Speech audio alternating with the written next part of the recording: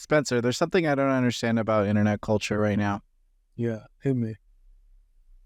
These NPCs, What do you mean? where it's like typically a female. I'm not saying it's exclusively female. It's not exclusive.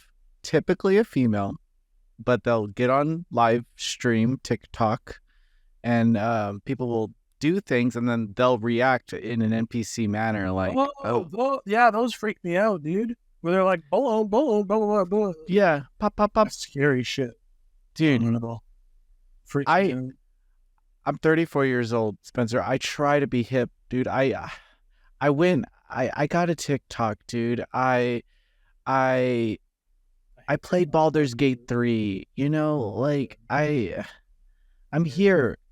I'm And I'm even younger, so I should be closer to understanding the Zoomer shit because I'm 27 in 2 weeks, and I see that, and it's static in my head. I'm just like, I have no idea what I'm looking. I feel like how it probably feels when like my grandpa first saw me play like a PS1 game, and he's like never seen 3D in his life, and he was like, "What is like that's?" I just don't get it. One of the more popular ones made $200,000 in like a week or a month. Who cares? $200,000. But either we're idiots or people just have too much money. Need both. We call man, call B. I just What can't. we need to do is open up Noisy Pixels NPC branch. Yeah, the NPC arm of it. Daily 24/7 live stream. Yeah, you can control him. He's fine with that. Just make him do all the data fights on Kingdom Hearts. Yeah, there we go. It's a compromise. While he's doing them, his NPC trait. My power. My friends are my power. My friends are my power.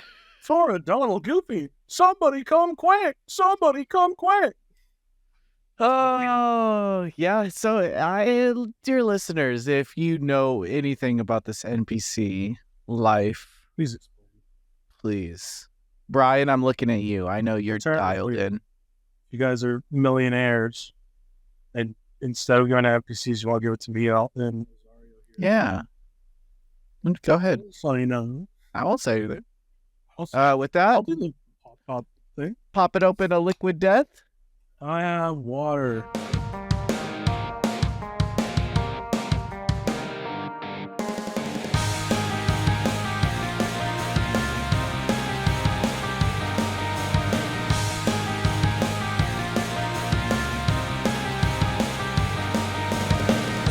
Hello, everyone, and welcome to episode 89 of Unqualified Game Chat. I am your host, Azario Lopez, and with me, as always, the bold, the beautiful, the bashful, Spencer, the legacy.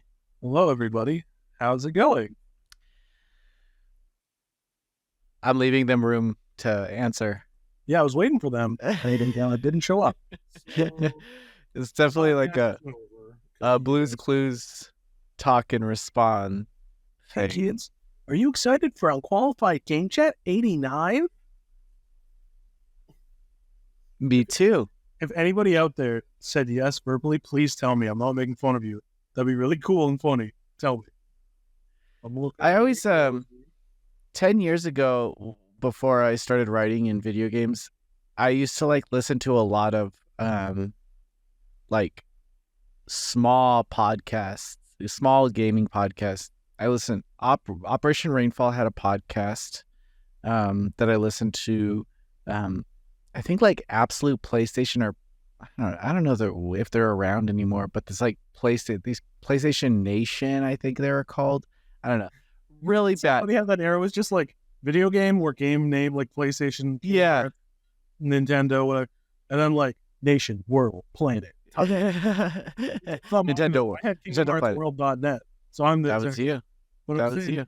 Everybody was game based, game place. Also, it was. I used to listen to all these guys, and I remember this is 2013, Azario. So wow, I was 23, 24 years old. So I would go to their forums, and I would when they read my comment online or anything like that. Seeing comments get read on podcasts was so cool. Yeah, it's something I want to get back to. I think now I believe we've tried to do it before, but at the time we weren't really big, so no one really like said anything. I also wonder if it has like the same back then, because forums were really a community. Yeah. Which I think we have a community with the podcast, but like I remember like Kingdom Hearts Union was my big one. And I remember like the hosts who we all followed every week, and when they first made Twitter and those people joined, that was like the first people that I joined on my first account that I followed. So like when you hear all the cool hosts that you like, and they're like, Riku says on the forum, blah, blah, blah, I was like, that's me.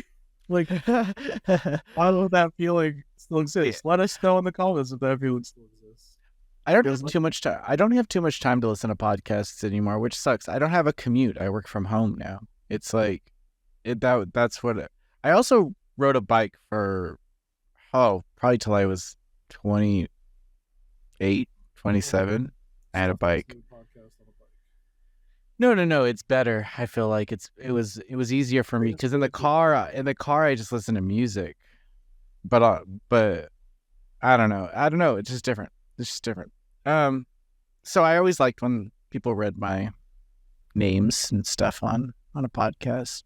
So I feel like every time I see or every time I say Sabinfire, he smirks a little bit. Gives a little. Yeah. Every time I say Todd B, he breaks up with somebody because he's such a Chad and gets a new girlfriend or something. Every time I say Justin Anime, I have a terrible organ attack. And then he says, I'm really glad you feel better. And I'm happy. I'm like, I haven't seen Justin Anime in a while. Well, it's you know who I forget about? Brian sometimes. Brian is always there. And I don't want to overshadow Brian's I'll mention Laws friendship. Yeah, Justin. Now he's Justin WWE champion, no longer Justin Anime. So he comes. Man, sorry, Justin. I didn't know you became the champion of that. Yeah. Oh yeah, brother. And there's Nurseus. They show up a lot. Did you ever watch wrestling growing up? No, I missed the boat on that entirely. I saw. Well, I was a stupid kid, so I thought it was real. So I was like, that's boring because it's a sport, and sports are boring. You missed out. I think I saw like one clip where it was like this really weirdly edited. It was like black and white, and there was like a slideshow of him getting hit in the face with a chair instead of like it actually happening. And I was like, what the fuck am I watching? Like, I don't understand this. And I like went back to assumedly Naruto or something. And that's just like whatever. It is wrestling in my teens was just so much fun. Because it bridged a gap. I loved playing with toys. I loved playing with action figures and stuff, but no one really liked, like, I used to collect like aliens and stuff like that. I used to play with those toys. But to get your friends to play with stuff, wrestling was always, someone would have the wrestling ring, and then everyone would bring their favorite characters. I really liked Booker T. I really like Sting. The Hardy Brothers. Really like them. It branched out from Mysteries. Yeah, Bret Hart. Love Bret Hart. The closest I got was like 5 or more years ago. I got really into Kaneko Man, which is wrestling manga. So I guess that's close. Oh yeah, but you watched Ultimate Muscle, so I guess that's the that's like Muscle and Rock. That's like the second best thing. Probably why I read Kaneko. I was like, oh, I remember that. I remember the show about his son. Definitely different than the 4Kids version. But... With that said, this is a video game podcast recorded every week, posted to podcast services on Thursdays. Hopefully, I get this up today. I think today's Thursday. I'm really behind this week on a lot of stuff. Monday, I had to go into the city, the San Francisco city. And that's where Sonic Adventure 2 happens. That's what I was I was leading up to that. I went to all the locations. I've revisited all the locations on Sonic Adventure too. That was like my first thought the first time I went there. I went there for, I don't know if my first time was GDC or if it was just like a Gundam game thing. I think it was GDC, and then but I remember you at. Didn't we hang out at the Gun? Did they give us like Gundam model kits at that Gundam thing? I didn't get one. I think I forgot to go ask for one. Oh, okay. But I remember they were giving them out, and I was like, "How do I get one?" And then that was like peak social anxiety, Spencer. So I was like, "I'm gonna ask. I'm just gonna leave." Will was there, right? Will was there? Yeah, it was Will. Okay, yeah. I played Tekken 7 with Noctis when he was being added.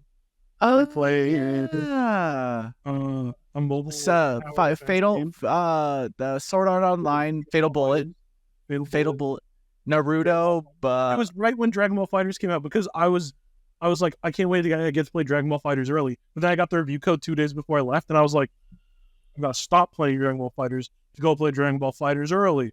So it was right around that. Yeah, no, I remember that it was either that or GDC was, or no, maybe PSX. No, PSX was Anaheim. I don't know. I think that might have been the first time. Anyway, I walked out of the hotel, and I looked down the big fat hill, and I said, "Wow, this is Sonic Adventure 2." Because when I first got it, I was like, "This is That's So Raven." But then I looked down the hill, and I was like, "Never mind, it's City Escape." It's Corey in the house. Corey, well, that's Washington. That's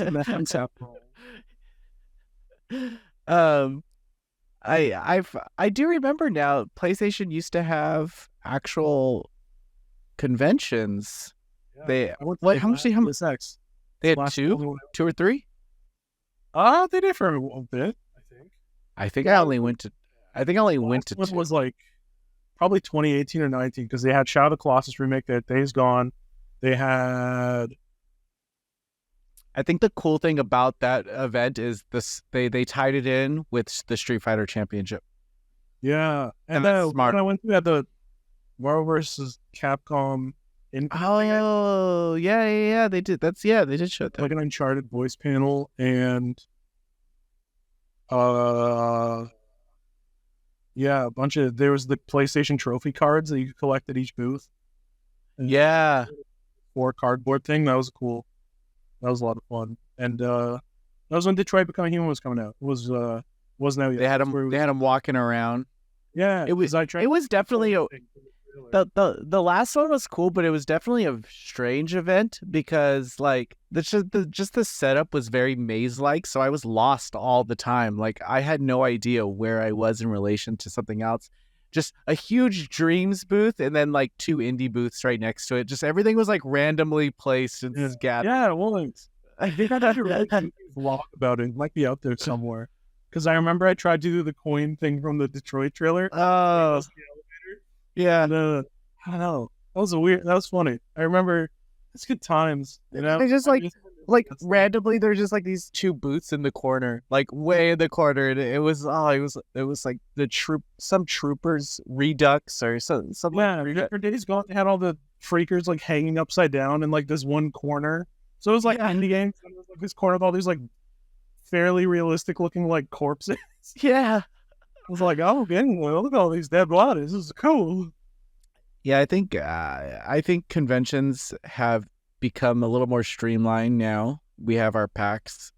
I feel like PAX is the only one that's being successful. Honest bastion of the old way. And even then it's not like E3 where it's business only. So I think it's like the most successful hybrid where you can for the West. I think Gamescom kills it in terms of Gamescom is also this month, 10 days, 20s. Yeah, I think so. Boy, dreamed of on the TGS, so as a little kid. TGS is next month, I think. I remember Final Fantasy Union went when I was a kid. They played Dissidia and stuff, and I was like, wow, that's so cool. Dude, I sleep early. How cool was Dissidia, though? I obsessed with it. Before I had a PSP, I saw the Dissidia trailer, and I said, oh my god. And I only knew like Cloud and Tidus probably from what I was able to play. And I was like, oh my god, I need to own it now because I can make them fight each other. And maybe they'll add Sora. They never did. And then my mom, because I was like, I need a PSP, but I was 13 or something. So I didn't have any money. So my mom was like, okay, if you get a paper out, I'll buy you the game and then you save up for the console, and it was like motivation. So I had the game in my sock drawer. Oh my god! Play because I didn't have PSP, so I had to sit here like in my drawer, and every day I'd be like, oh, fuck, I gotta, because in my town you have to like put the papers together and then roll them and then elastic them and then deliver them. So it was this whole. It was so much work for $40 a month. $40. My dad did a bad joke like that when my brother and I were kids. Our birthdays are 2 months apart, and he's a year older than me. So on his 10th birthday, he got 2 PlayStation games, Crash Bandicoot, Ace Combat, and we don't have a PlayStation. And so everybody's like, I don't have a PlayStation, and my dad's like, oh man, I don't know what to tell you. And so we took the games to our neighbor's house and played them there. But 2 months later, on my birthday, they got us to play. So nice. I think he thought it was funny or something, or it was like a good. Brad, you probably could have got a demo disc. Like, yeah. Well, I've got plenty. Every time I went to Food Max, which is the grocery store, I would go to the PlayStation magazine and steal the demo discs. Oh, what a naughty little kid. I would steal every PlayStation Underground disc I could find. See, I had one demo disc and I played the fucking shit out of it. It was like gray, and it had like Looney Tunes, Sheep Raider, X-Men Mutant Academy 2, had a video of Twisted Metal spinoff with all the little baby cars, like the kitty one. Wow, that's a Harry Potter one. Had a Barbie demo, and something else. And I would just, especially X-Men, I would play you can only play as like Cyclops, Magneto, and Nightcrawler, which is a pretty insane, that's everyone wants to play as, so it's pretty insane that was the 3 they gave you. But I would just, every day, I would play that, and man. Yeah, there was a lot of weird demo discs that I would enjoy. There's one with an Elmo adventure game on it where you just walk around, collect, and with on it was like Tony Hawk, Xeno, Warrior Princess, or whoever. I think that was it. But I would play through these 10, 15-minute demos so many times. Like I memorized the Elmo game. I memorized the Xena Warrior Princess game, and like it's weird. I don't know. But was there not enough games back then?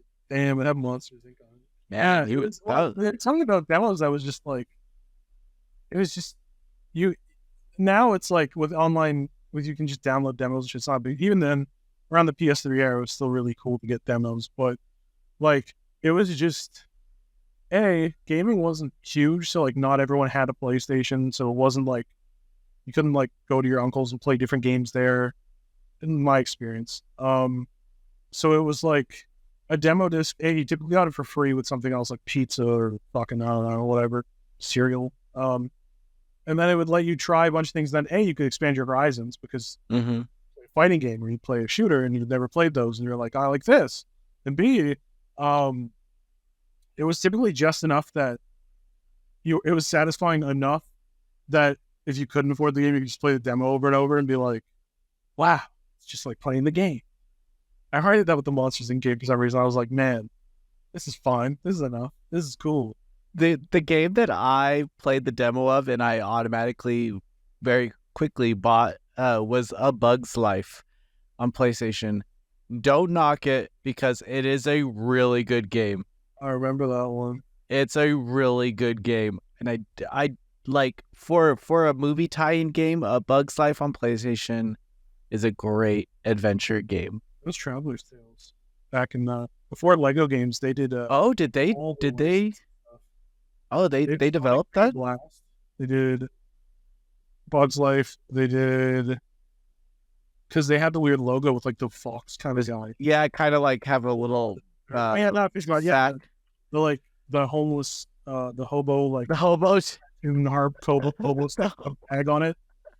Is it bad to say how that doesn't sound good? I don't know. I don't know what the what the jury is on hobo. An individual experiencing homelessness. Yeah, they did. They did Bram Stoker's Dracula on the Sega Genesis, that game scared the shit out of me as a little kid. I don't know why. Wow. Mickey Mania. Yeah, Toy Story 2, that game fucking rocked. Buzz Lightyear, Star Command, Toy Story Racer, Wrath of Cortex. Yeah, They did tons. those Vivendi Universal is was a super strange publisher back in the day. They're now part of Activision Blizzard, but they publish some strange games like Red Ninja and like I don't know, back then it was like a free for all. Like Ubisoft would publish Lunar. Like it's nuts. It was Apparently, those not great. I apologize. I just looked it up. Sorry to all the hobos out there. Jesus Christ. I'm sorry. I apologize. But yeah, no, they were big on the licensed games back then. They were it was different. So we had licensed games ebb and flow. There was a period where they were largely quality, and then a period where they were very much not quality at all, and then kind of back and forth. Now it's a mix where it depends on like the license. As you can tell, we didn't have anything to talk about this week. No, but you're getting all these cool nostalgic memories of yeah. Well, in terms of first game we're playing ever, by the way. First game I ever played, was Mario and Duck Hunt. Yeah. Oh wow. Oh yeah, you were older than me. That makes sense. I remember I was like 3 or 4, and my dad brought home the collectors or the big one with the gun, the zapper. It came with the zapper, the 2 guns, and then Mario and Duck Hunt on a cartridge. Yeah, played that. Played my Nintendo to death. We never got a Super Nintendo. The next console we got was a PlayStation. So I had the opposite where we had a Sega Genesis before I was born. So my dad would work nights, so my mom would want to like stay up. Interesting. Went to the game store in like 1994 or something. Was like, what do I get? And they were like, the Sega Genesis. Thank God for that dude. He made me way cooler than all those Nintendo kids. Yeah. What is that game called? Altered Beast. It does suck, but back then it was kind of cool. Yeah, and it had like the wrong final boy, and then you're like, whoa, that's a voice in a game, dude. Yeah. And I think between the two, I can't remember which was first because we had them at the same time, but Mickey Castle of Illusion and Aladdin were definitely like the 2 games that I just have like the first 4 years of my life were just playing those. Yeah, my dad was very picky about the games that we were allowed to play. I remember. Yeah, the first time he saw Grand Theft Auto 1, I got a little spanky. I was hiding it from him. I was being a bad boy. He said, "Oh, no wonder." He said, "Don't play it," and I said, "Fuck you, father." Which you learned from Grand Theft Auto. Which I learned from Grand Theft Auto. So he was right. It did corrupt. Yeah. He never let me. I was never allowed to watch Simpsons growing up. That was me. I snuck watched The Simpsons. I think that's part of why I love it so much. Because I was a very good kid. I never did anything bad. I was very boring, but I watched The Simpsons. I remember he caught me watching The Simpsons that I did because I watched one of the newer episodes. I said, "You said up yours, children." When the principal loses his job or whatever, and they're like, "Hey, that's Principal Skinner," and up yours, children. He's right in the words. Just like a random thing, but my dad had watched that episode, and he's like, "How do you know that?" It's like, it must be insane if you're like 14 or something right now to hear The Simpsons was controversial back in the day. Yeah. Especially when you watch like the golden age now, it's not like racy. It's not like dicey. It's very much just like satire and like smartly written like social critique. It's really not like offensive. So it's very funny to hear.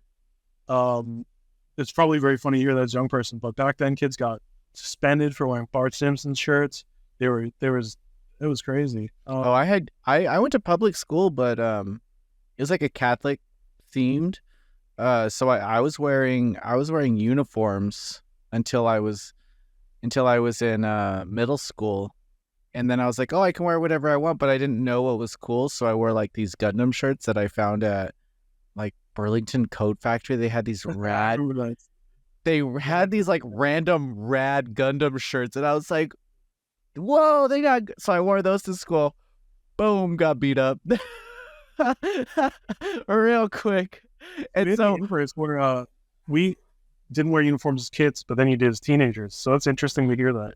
Yeah. So I came up with a plan where I found 3 outfits that didn't get me made fun of that I had.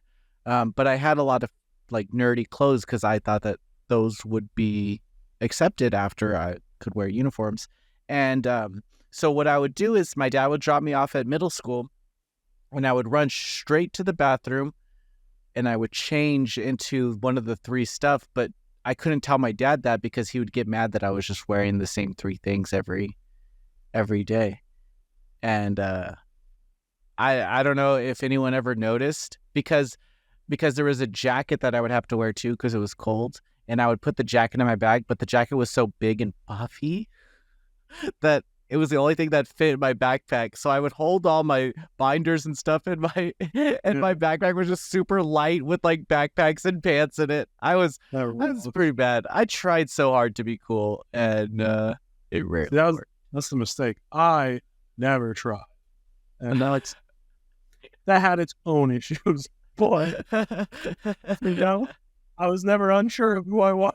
There you go. No, yeah, it's my parents were big on ESRB. Well, my mom was more so, but she was the one who picked what we were allowed to do, like media-wise. So that's the only one that needed to be. Yeah. So I didn't play M-rated games till I was probably like 14 or 15. And well, I played them at friends' houses and shit, but that's about it. And then it was, it's interesting. I think that's probably why, I think that contributes to a teenager becoming a Kingdom Hearts fan instead of like GTA. And you're like, well, this is all I can play. But we also like, I grew up and like Disney was a major part of our house where we was the VHS boom when I was born. So we had all those VHSs and all like I said, Aladdin and shit on like games. So even growing up, I was just kind of like, oh, I'll just play this thing because that's what I'm accustomed to. So it's very interesting how we had both very similar and very different upbringings at the same time. I remember how I tricked my dad because my dad would never buy us new games. We would typically have to wait about a year until a game was like $20, $15. We could probably get it. But I remember Kingdom Hearts came out when I was 12, and it was 11 or 12. But I had a younger sister, and I convinced him that it was a Disney game that she could play too. And she was like 4 or 5 at the time, and she really liked Disney. So that kind of coaxed him into, oh, okay, this is a game for all 3 of my kids. Yeah, it's all 3 of the kids. I get them all for $20 each, and everyone's happy with this game. She couldn't play it. She could. It was a little complicated. Yeah, she couldn't do anything. But watch it. Yeah. Again, probably wouldn't know what's happening. I mean, even necessarily, I shouldn't have been playing that game. I was probably a little too young for it because I remember being on like the first island and just swimming out as far as I could as Sora, seeing how far Sora could. My mind was blown that he could even swim in a game. That you could swim in a game. True. Back then, you can't really swim, so even that was blowing my mind. Either like a visible wall. Yeah. When the PS3 came out, and there was like water. You step in it as in Uncharted 1, and then he steps out, and there's like water on his jeans, and you were like, "This is the best game I've ever fucking played."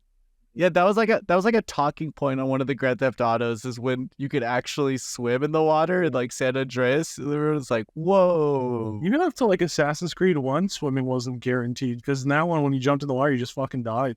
Yeah. And in the story, they're like, "Oh, the machine was broken in the first game." I was like, "All right, well, okay. Thanks for making it make sense." Oh, sure. No, it's yeah, games are cool. So with that, in the next couple weeks, I will say that I might be in New York next week. for some things going down. But I don't know for sure yet, so there might be an episode. There might not. Who knows? Other than that, right, we got PAX coming up and we got Gamescom, so expect Spencer and I to have at least something to say. True. I'm not going to PAX this year, but I'm there in spirit. Next year, PAX East, we're doing a panel. We're fun. I would like to do that. We're doing Unqualified Game Chat, how to fake it into the industry. It's true. How to I don't even know if your way. Like, explain that now, because like even just I joined in 2015. Even that time difference, the industry's changed so much now. And like the avenues I explored are still a thing. Oh, it's so easy. Work for free. That's part of it. For 6 years. That's and part of maybe you'll be able to make $1,000 a month. That's a lot. I was aiming high. That's a lot. It's gonna take you a while to get there. Yeah, it's a hard knocks life, but hey, but if you love it, we do it. Other things I've meant to lose 15 pounds before PAX, and I lost 7 in 2 weeks. Wow, that's good. Yeah, I'm pretty proud of myself. I've been 186 for a long time. I kind of bulked up to do muscles, and I started dieting a couple 3 weeks ago, and I lost weight. And before that, I was trying to do like carb stuff and keto stuff. It didn't work for me. No. It's all about calorie deficiency out there, boys. That's all you need. Calorie deficiency. Whatever you eat, minus 500. Just hit that. I gotta get on doing that. It's been a crazy week, but I got to the gym once so far. I'm going tomorrow morning. You have a gym in your building. Yeah, it's very simple, but it's got all you need. I love it. So I'm getting back into the rhythm of things very slowly. Yeah, I'm gonna be on camera a lot. I'm gonna be on camera a lot at PAX, so I didn't want to be. What's that line in Arrested Development that's really mean but really true? But as a big fat man, I can say it's very true. Where she's like, you know what they say? A diet is the best defense. But yes, meanest in the world. Yeah, your mom. Like, yeah. Yeah, I was talking to some people about how I get through tough situations, and it doesn't work for everybody, but I'm definitely the type of person that does things out of spite for like the haters, like, oh, no one thinks I can do this. Well, I'll show you. See, I have an annoying brain. It doesn't do things for support or haters. It does things for if I feel like doing it. If I'm like, that's interesting. So if I don't find something interesting, it's going to be really hard. That's why whenever I would make Ace Ads videos, I have like 5 that were part done, and I got really bored, and I never touched them again.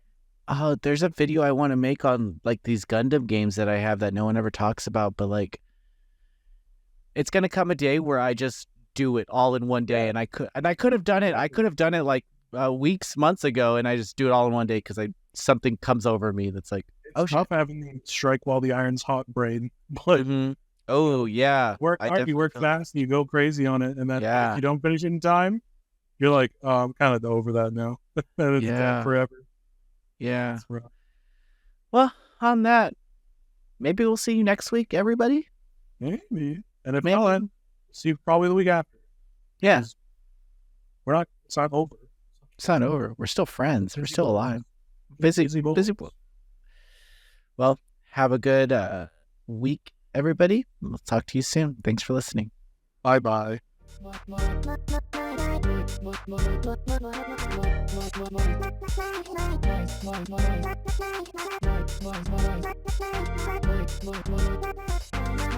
Pixel.